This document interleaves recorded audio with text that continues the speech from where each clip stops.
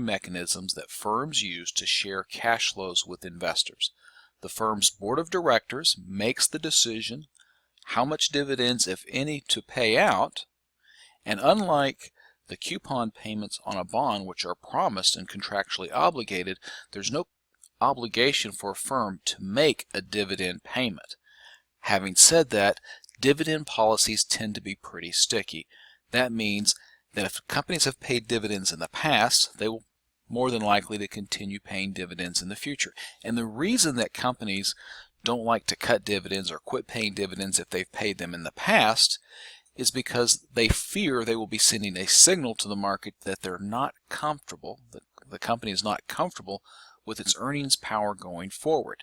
Now, if companies pay out all their cash flows in dividends, they don't have anything left to make investments that could grow the firm in the future. In other words, they can't buy equipment and other types of investments. Also, before dividends are paid to common stockholders, any past due dividends owed to preferred stockholders are going to have to be paid first. There is an expectation that eventually all companies will pay a dividend. A good example of that is Microsoft. For the first 30 some odd years of Microsoft's existence, it did not pay dividends. And the reason it didn't pay dividends is because the managers felt like they had great growth opportunities and they could earn a higher rate of return for their investors than the investors could earn somewhere else in a similar risk investment. But eventually, even Microsoft found that it didn't have that many good investments and it had more cash than it could effectively invest, and it began paying dividends somewhere around 2000-2001. So not all firms pay a dividend. In fact, Berkshire Hathaway does not pay dividends, and that's because Warren Buffett feels like they can earn a higher rate of return with your money than you could earn it on your own. And here's a quote from Warren Buffett. Another reason firms don't pay out dividends is agency issues. So the nice thing about cash, if you're a CEO, is that there's a cushion there. So if things go bad, you've got cash and the firm is not likely to become insolvent. And for pure career concern issues, you don't want to be the CEO of a firm that's insolvent or illiquid. It's a good way to lose your job. So very often managers will want to hold on to more cash than they really need.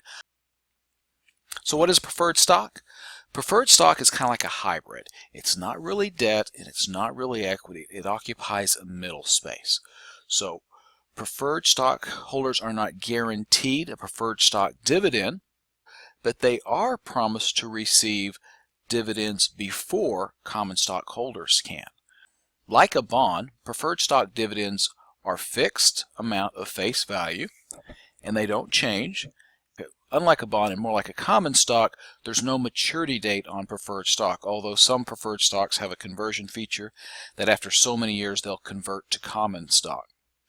Preferred stockholders are promised a fixed periodic dividend, which is stated either as a percentage of the face value or as a dollar amount. So in much the same way that bondholders receive coupon payments, preferred stockholders received preferred stock dividends.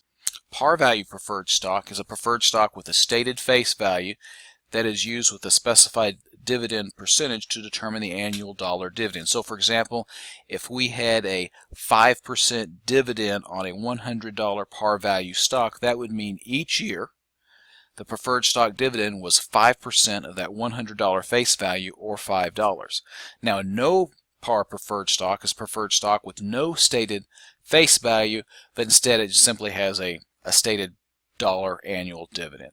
Again, preferred stock is often considered to be quasi-debt because, like debt, it features a fixed periodic payment.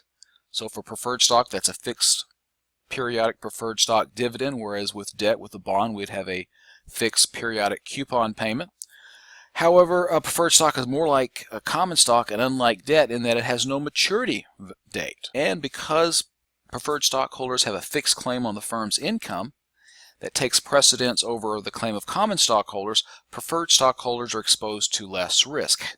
Very similar to the restrictive covenants in the bond's indenture, preferred stock can also have restrictive covenants, and these covenants may include provisions about what happens when dividends are missed, the sale of senior securities, in other words, senior to the preferred stock, any asset sales. So if you are a preferred stock holder, you don't want the company selling a lot of assets because there's not an asset base that generate the cash flow to pay those dividends.